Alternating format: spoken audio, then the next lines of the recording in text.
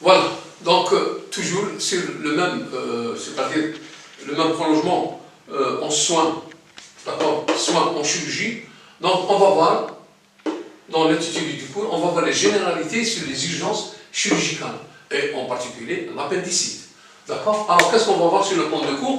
On va voir tout simplement connaître la définition, connaître aussi les facteurs favorisants, les mécanismes physio-pathologiques, les signes cliniques, les signes paracliniques, complications et finalement on va voir le traitement. Bien.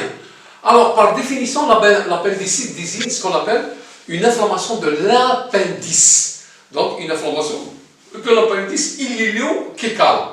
L'appendicite est une urgence chirurgicale, le plus fréquent, non traité, elle peut être mortelle. Les facteurs favorisants, donc on va voir les facteurs favorisants de l'appendicite. Il y a l'âge, donc l'enfant et le jeune adulte plus concernés, mais il y a possibilité à tout âge. Sauf que, bien évidemment, le sexe aussi, le plus fréquent chez les hommes.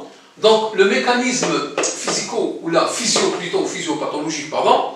Donc l'appendicite est lié à ce qu'on appelle à une obstruction de la lumière, d'accord, une obstruction de la lumière de l'appendicite diverticule naturel qui prolonge le quéquant.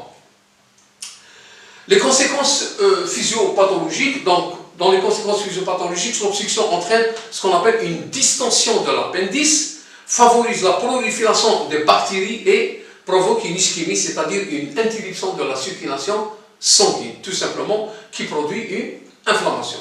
Les signes cliniques, donc dans les signes cliniques, on va voir une douleur spontanée, d'accord, de la fosse iliaque droite, associée ou non à des nausées, vomissements, des troubles du transit ou une hyperthermie.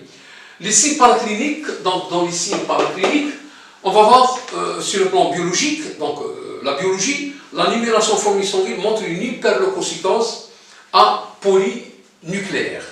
Ensuite, la vitesse de sédimentation, l'AVS, première R, deuxième R, elle est évidemment accélérée.